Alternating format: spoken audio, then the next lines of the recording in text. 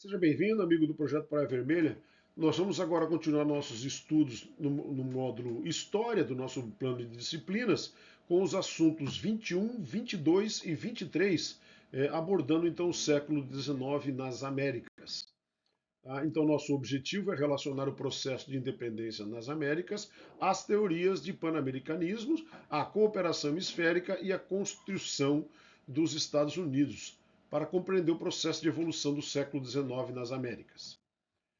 Então, vamos iniciar agora sobre o processo de independência das Américas, assunto 21. Tá? Para não dar para entender o processo de independência das Américas sem entender o que estava acontecendo na Europa. Então, uma crise do antigo regime, já em função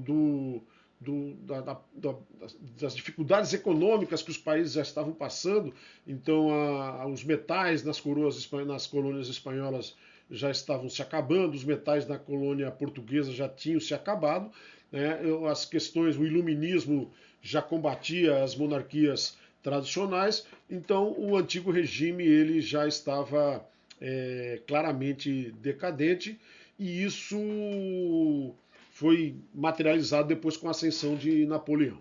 Né? A Revolução Industrial trazia a necessidade de consumo. Tá? Então a Revolução precisava produzir, tá? Traziam problemas sociais, mas as ações principais estavam no campo econômico. Então a Revolução Industrial ela precisava atingir novos mercados, precisava comprar insumos baratos e precisava vender seus materiais caros. Então a Revolução Industrial influenciou muito no aspecto político. As guerras napoleônicas, no que se refere à América, foram um desastre para a Europa. Então as colônias ficaram acéfalas, né? Então os grandes mandatários, os grandes ícones latino-americanos não queriam aceitar as ordens do afilhado lá do Napoleão Bonaparte, da família Bonaparte, o José Bonaparte. Francês, então os espanhóis não aceitaram a submissão à França, e isso trouxe diversos problemas para a administração da França em cima da Espanha e, consequentemente, uma busca pela independência. Tá? E ainda, em cima disso, uma influência forte do iluminismo, tá? Afrontando as ideias de religiosidade tradicional, tá? E impondo ideias republicanas nas elites locais que, curiosamente, haviam estudado, na sua grande maioria, na França. Então, a colonização espanhola nas Américas, espanhola, inglesa e portuguesa, né? Nas Américas durou cerca de 3 séculos, né? A tônica sempre foi o controle de todas as atividades, em particular dos recursos naturais. Então, se havia condições de se explorar cana, explora-se cana. Se havia condições de se extrair minas, extrai-se ouro e diamante de minas. Então, se havia necessidade de se criar grandes fazendas, criavam-se grandes fazendas. Tá? Tudo buscando o benefício da metrópole. Em nenhum momento houve alguma preocupação com a população local. Mas haviam sim pessoas que eram trazidas para a América que acabaram gozando de certo prestígio.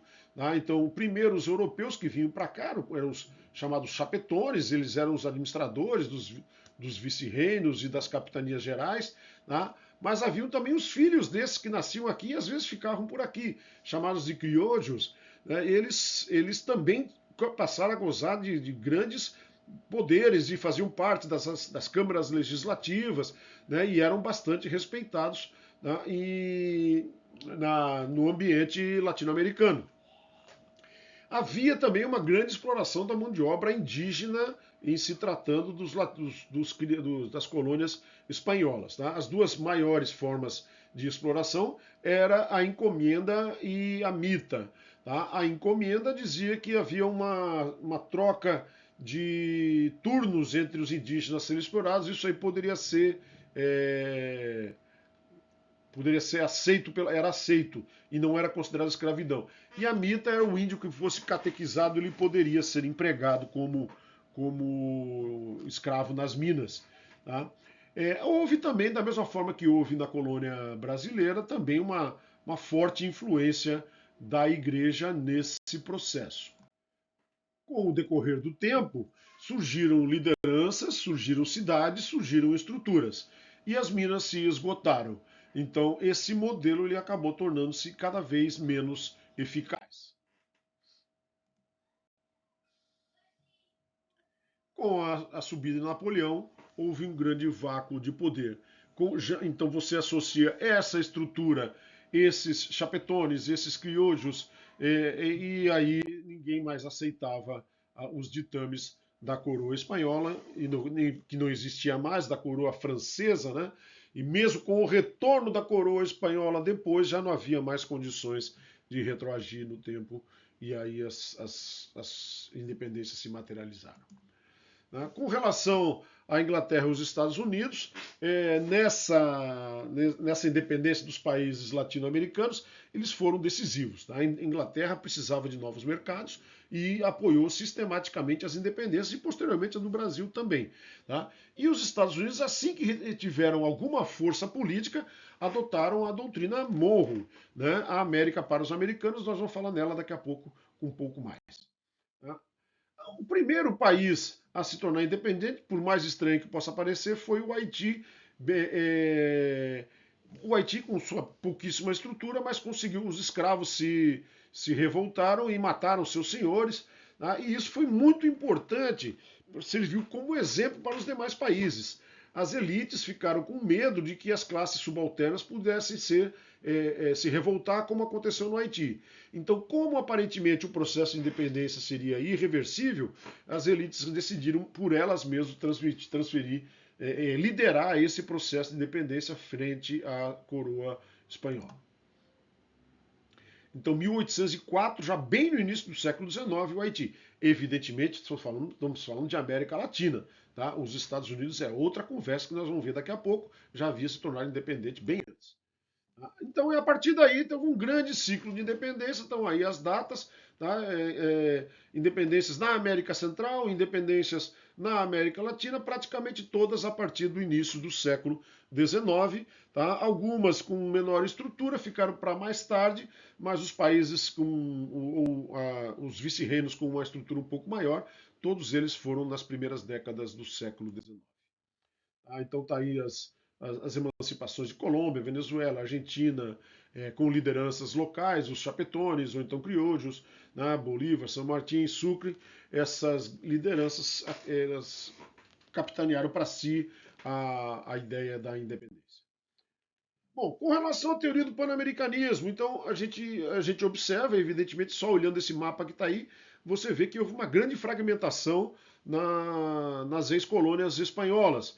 E a ideia inicial era tentar reduzir essa fragmentação. O que aconteceu? Primeiro, a Inglaterra e aos Estados Unidos interessava bastante essa fragmentação. Tá? Não havia nenhum interesse em você ter países fortes que pudessem ter boas condições de negociar com esses dois grandes países. Então, esses países se apressaram em reconhecer as independências das novas colônias que surgiram, tá? Atendendo aos interesses dessas lideranças e aos interesses da própria coroa inglesa e da República Americana. Tá? Essa doutrina Monroe também ela pode ser considerada como uma espécie de ideia de coesão latino-americana. Então, a ideia era deixar as Américas sob a tutela de americanos. Tá? E os europeus que se metessem lá na Europa, os Estados Unidos prometiam não se meter na Europa. Era essa a proposta. Evidentemente, quem iria exercer essa tutela sobre as Américas eram os norte-americanos, obviamente. Tá? Mas outra tentativa de estabelecimento de um grande país foi a Grande Colômbia, efêmera, durou 11 anos e não encontrou respaldo, acabou se dividindo em Venezuela, Colômbia e Equador. Simão Bolívar era um grande líder, ele queria colocar toda a Grande Colômbia sob sua tutela, mas enfrentou as resistências locais, como nos demais países, tudo foi muito semelhante a isso. Então, localismo, disputas, pressão externa, Simão Bolívar não conseguiu se estabelecer isso aí. E o resultado final é esse mapa aí. Então, lá do vice-reino de Nova Espanha ao norte, lá no México, você viu que apareceu o México, depois a Guatemala, até fizeram por um curto período os Estados Unidos da América Central, tá? Que acabou se repartindo em Belize, Honduras, El Salvador, Costa Rica, não deu certo. Tá? Grande Colômbia também não deu certo. A Argentina também tinha uma iniciativa de fazer o vice-reinado do Rio da Prata, o nome era Vice-Reino do Rio da Prata. A Argentina, quando se tornou independente, ela se transformou em Províncias Unidas do Rio da Prata. A ideia era ter um país grande que tivesse o controle do Rio da Prata. Isso não vingou, enfrentou resistências também do Brasil e acabou se dividindo em Paraguai, Uruguai e Argentina, e até a parte da Bolívia que era almejada. Então, esses processos de pan-americanismo, nenhum deles na América Latina logrou êxito, com exceção do Brasil, que a história foi completamente diferente. Bom, para compreender esse processo de independência, então, esgotamento do modelo, já vinha capenga, né? Isso foi também ampliado pela a crise do antigo regime, com a ascensão de Napoleão, tá? O surgimento de lideranças latinas e esses interesses externos da potência contribuindo para que a independência acontecesse. Culminando com essa fragmentação, apesar das ideias de tentar os objetivos de pan-americanismo. Sobre o assunto 23, a construção dos Estados Unidos, né, vai demorar um pouquinho mais. Vamos lá.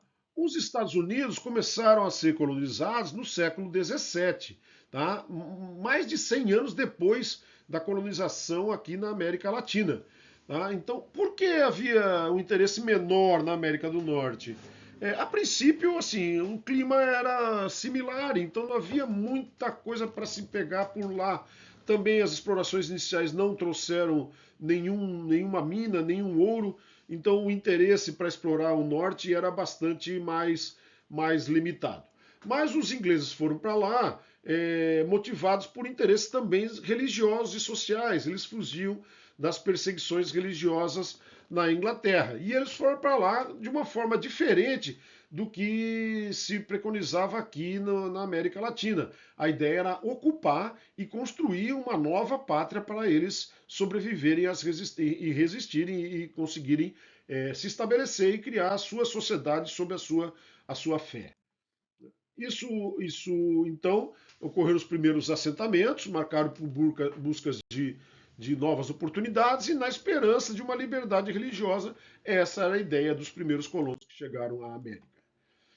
Eles prevaleciam pequenas propriedades, já tinham um comércio marítimo entre si, o que não ocorria nas colônias espanholas e portuguesas, tá? E havia também atividades manufatureiras, o que também não acontecia na América Latina. No sul da América do Norte, o clima era mais tropical, já haviam plantações de produtos mais tipicamente tropicais, como algodão, tabaco e arroz, tá? E uma forte utilização da mão de obra escrava. Ao norte, ou melhor, ao longo de todo o período da colonização da América do Norte, os índios sofreram mais ainda do que na América Latina. Lá não havia nem os jesuítas para tentar defendê-los ou tentar catequizá-los. Realmente houve grandes chacinas de indígenas. Não dá para se dizer tão diferente assim, mas na América Latina havia, por parte de alguns, uma esperança em catequizá-los e transformá-los em cristãos. As colônias possuíam, então, uma certa autonomia administrativa, que ficou conhecida depois como negligência salutar. O que acontecia? Como as pessoas vinham lá e não competiam, não produziam muita coisa que competisse com os produtos ingleses, tá? Elas simplesmente. O que se produzia ao norte da América, nessas colônias, era o mesmo que se produzia na Inglaterra. Então não havia quase um intercâmbio comercial. Então a Inglaterra, tipo assim, deixa eles lá, deixa eles tranquilos lá, não estão nos incomodando, estão levando a cultura inglesa para lá. Tá? Então, essa negligência possui uma certa autonomia e com a criação de estruturas políticas quase autônomas, né? Embora subordinadas à coroa inglesa. E ao longo do tempo, quando os interesses econômicos dos colonos, então com esse desenvolvimento já de atividades industriais, né, eles começaram a entrar em conflito com os interesses econômicos britânicos. E aí a Inglaterra viu que precisava dar um para-te-quieto naqueles colonos. Tá? Então resolveu impor determinadas leis que não foram bem vistas pelos colonos ingleses que estavam na América do Norte. Também, da mesma forma que na América, principalmente no Brasil, na colônia brasileira, né, mas também fortemente na América Central, houve milhões, ou pelo menos centenas de milhares de negros trazidos, transformando as estruturas das colônias de sul. Então ficou bem diferente as colônias de norte e de sul, com características inicialmente econômicas diferentes, com os plantios diferentes, com atividades agrícolas e atividades industriais mais ao norte, mas também características psicossociais. Tá? Enquanto ao sul havia uma grande população negra, ao norte isso não existia. Então, essa colonização inglesa, então, dessa forma, com essa negligência, com essa lutar, com essa liberdade para atividades, levou a uma sociedade que conseguiu se desenvolver. Né? Se desenvolver economicamente, se desenvolver dentro de uma pluralidade religiosa, valorizava a propriedade privada, coisas que não aconteciam aqui nos colonos da América Latina. E como é que essas colônias conseguiram sua independência frente a Força Armada mais poderosa da época? O século XIX, a Inglaterra era suprema, o século XVIII já era a maior potência europeia, maior armada, o maior exército mundial. Tá? Então, o que aconteceu aí tem os processos. Então, tem esse processo de independência aqui. Tá? Aconteceram antecedentes dessa autonomia que nós falamos, a prosperidade, uma identidade própria. Aconteceu algumas causas com tentativa de aumento de controle colonial inglês. Tá? A Inglaterra impôs leis proibitivas, as mais conhecidas açúcar, selo e chá, mas algumas leis também eram consideradas intoleráveis, como a interferência política em diversas colônias. Tá? E aí essas leis trouxeram uma grande animosidade, foram feitos congressos entre as colônias. Tá? Isso foi marcado também a festa do chá em Boston, a destruição de navios ingleses. Esse congresso declarou a independência em 1776 e formaram uma confederação de estados. A Inglaterra não aceitou, tá? E levou seu exército para combater os colonos. Mas a Inglaterra tinha um arqui-inimigo chamado França, tá? E a França, com seu exército, apoiou sistematicamente a independência europeia, porque já havia que a Inglaterra já estava, entre aspas, cansada do domínio inglês na Europa. E assim, com o apoio das armas francesas, os Estados Unidos conseguiram, as 13 colônias conseguiram a sua independência frente à Inglaterra. E essa diferença grande entre norte e sul? Tá? Isso foi uma problemática. Bom, essas 13 colônias, então, elas publicaram uma Constituição. E essa Constituição determinava que esse Estado era indissolúvel. Os Estados Unidos eram uma nação republicana e o Estado era indissolúvel. E isso foi imposto posteriormente, como nós vamos ver.